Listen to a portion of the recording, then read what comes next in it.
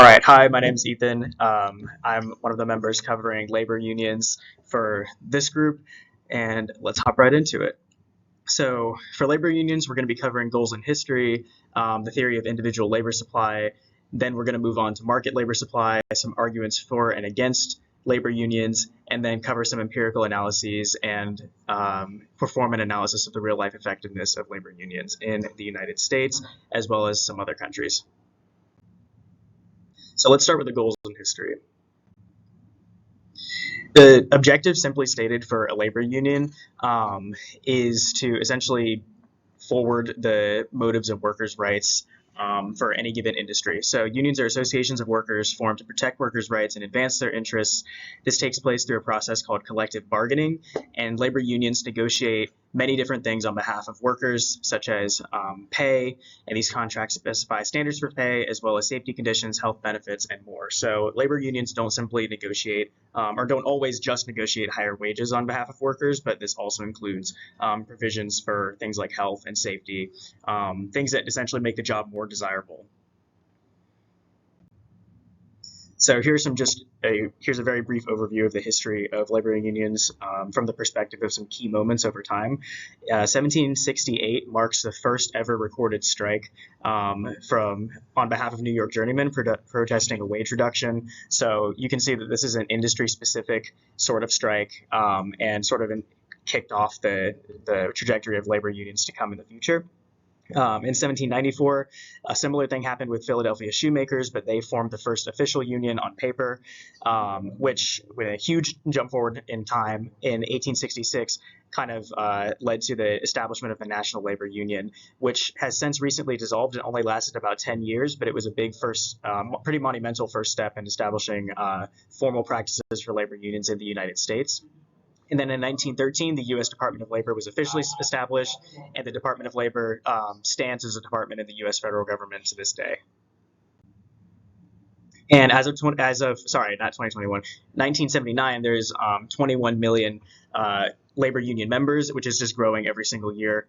And here's just a quick peek into the empirical analysis for labor unions. As of 2021, non-union workers had median weekly earnings that were 83% of earnings for union workers. So there does seem to be a clear incentive for people to join labor unions, but as you'll see later in the presentation, this is very much specific to certain industries and certain market structures where unions are known to be most effective. So let's cover some theory for individual labor supply really quick. So here's an example of labor force participation. So it is possible for labor unions to negotiate contracts that incentivize workers to enter the labor force. So here's an example of a graph showing on the first indifference curve, indifference curve 0, a worker who was not in the labor force, and you saw a pretty drastic increase in the wage, which is one of the provisions in labor union contracts that is quite popular. And then a pure substitution effect towards more hours worked. So you can see that if a labor union, given the right industrial conditions, as we'll discuss later, can negotiate higher wages, which can incentivize certain workers to enter the labor force if their reservation wage ends up being less than the actual wage. And one last quick example before we move on to market structure.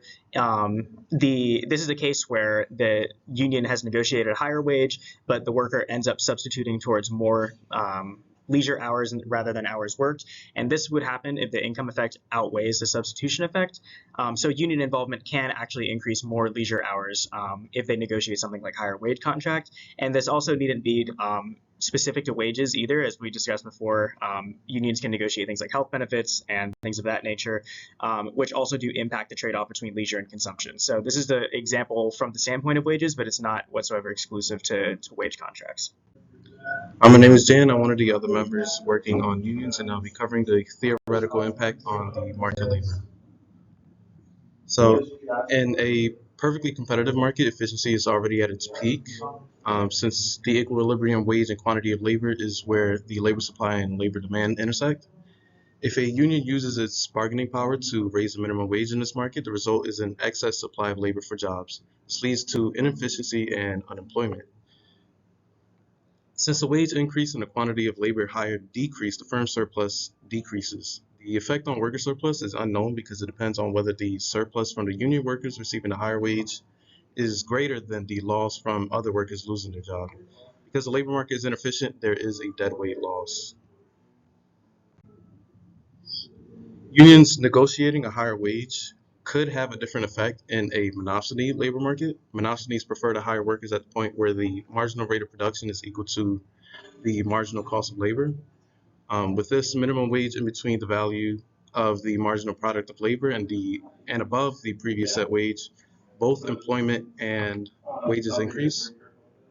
This means that worker surplus increases, but the effect on surplus is unknown, depending on whether the wage increase or employment increase has a more dominant effect. The minimum wage also increases efficiency and eliminates deadweight loss. However, if the union's minimum wage is set above the value of the marginal product of labor, then the effect on monopsonies is similar to the effect in a perfectly competitive market. The quantity of labor will decrease, which means the firm surplus will decrease, and the effect on worker surplus is unknown depending on which effect is more dominant, and the market overall is more efficient and creates deadweight loss. Hi, my name's Harry, and I'm going to be talking about the arguments for and against labour unions. So to start with arguments for labour unions, obviously the first few things will be it protects employment, increase wages for people that are part of the union. So that implies there's going to be a higher worker surplus. I mean, there's going to be a larger difference between what they're willing to work for and what they actually work, what they get paid. Another kind of side benefit a lot of time is it protects working hours. So a lot of labour unions will kind of negotiate, use their bargaining power to ensure they get a lot of enough hours to support themselves. As well as some labour unions will provide training opportunities, insurance benefits, credit card discounts. Some provide legal protection amongst other kind of benefits in kind. It also gives an opposing voice to the government during negotiations. So before the government wants to make any decisions in terms of tax cuts, deciding on spending, it's important to give the labour force itself a voice in those negotiations. In terms of arguments against labour union, there's a lot of these as well. There's obviously you see from theoretical side, it can cause a deadweight loss in the labour market. So this is basically leads you to a situation where there's people who want to work but they can't find a job just because a lot of time the hours worked or the minimum wage has been kind of pushed up by the union. And another kind of downside to labour unions is they can actually reduce competition. So if the overall cost of employing people goes up, some of the smaller firms may be kind of priced out of the market and only leave larger firms in the markets. This kind of reduces competition, which can have a negative effect on the consumer, because they're going from like imperfect competition into a oligopoly or even a monopoly in some cases. Another kind of downside to it is there could be excessive kind of fees to join the union. So a lot of time like these fees kind of restrict some people from joining the union, and it leads to a situation where people in the union are a lot better off than people outside of the union. And a lot of time the fees that are collected are they're not spent in the best way. So if you look at the picture at the bottom left, that's a building in Dublin where I'm from, and it's basically one of the highest buildings in Dublin, but it's owned by labour unions, which kind of shows the amount of money they actually have in excess of their goal of spending. And then obviously one of the biggest kind of impacts of the unions can a lot of time people say it leads to less motivated workers. So like if you have a lot more security in your job, yeah, you might necessarily work as hard as someone who had less security in their job. So that's kind of one of the arguments against labour unions. And then obviously the biggest one is the strikes as well. So strikes can cause massive bottlenecks in education, healthcare, transport, which obviously has massive negative externalities in the rest of society. So one graph I found quite interesting, which just kind of showed what countries had the biggest strikes, the most strikes in the last, I think it's over 2008 to 2016. And as you can see, it's mainly European countries that are dominating it, and Canada as well. So like there's obviously the US is quite far down in this list, but if you look at all the countries, they're all quite developed countries. So you can see that these are countries where workers are really productive and workers are kind of prized. Whereas if you went to more developing countries, they're a lot more expendable. So they've less bargaining power. If you look at the countries at the top of the list, a lot of the time they're going to be quite socialist countries. So like Denmark, Norway, Finland, they're always up there. And a lot of the time this is because there's going to be more They have more ability in legal terms as well as in constitutional terms to strike. There's also other factors such as kind of tradition of striking, um, as well as just the fact there's so many European countries involved in it. Maybe it's because they're kind of so exposed to the world because they're so globalized. There might be more chance of like stuff like inflation and immigration kind of hitting them. So especially in France, if you look at the Gilets jaunes protesters a few years ago, they were kind of protesting against the rising fuel costs. So that's one reason why they might strike a lot more. Hello everyone, this is Shuojia, and I'm here to give empirical evidence on the argument that my group member gave. And we all know that one of the biggest, like the biggest effect that union do on the labor market is minimum wage. And we're gonna, and from the graph that our group member shows, it represents that minimum wage somehow like will decrease the employment, but it is not a case right now because like the minimum wage will not have much impact on job alternatives as long as the minimum wage is set as reasonable range. According to Henry, the peer review articles, and it shows that if you set a reasonable minimum wage, it won't affect the employment as usual. And here's the case that the Henry shows is the case of the Germans. And here's the background.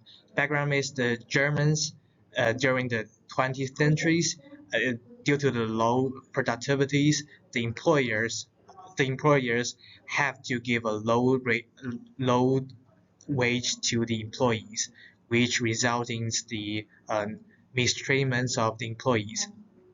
However, after the introductions of the minimum wage as the 2015 negotiated by the unions, the overall employment in Germany continued to grow strongly, and the growth rate was 1.9% and 1.8% in 2016 and 2017. It seems like the introductions of the minimum wage not only will increase the wage of the workers, but also will boost the labor market's efficiencies. However, it's not really the case. Like the efficiencies of minimum wage is questionable, to be honest. And here's the reason. The first one is the minimum wage is almost irrelated. So in United States, we all know that the minimum wage is set as the 7.25 dollars an hour, and however, in United States that is not really mean anything because if you set the price as $7.25 an hour, you couldn't hire any employees. Like from the article that Castleman shows that um, only if you could give $80 per hour, you could hire somebody. And the second point is that employers may make trade-off between employees' wages and working hours. It's like it is like the graph that our group members showed before. Like there's a substitution effect going on with the capitals and the human wages. So as a result, the existence of minimum wage will neither increase the people's income nor increase people's consumption level because overall people's earning isn't increased due to the decreasing working hours.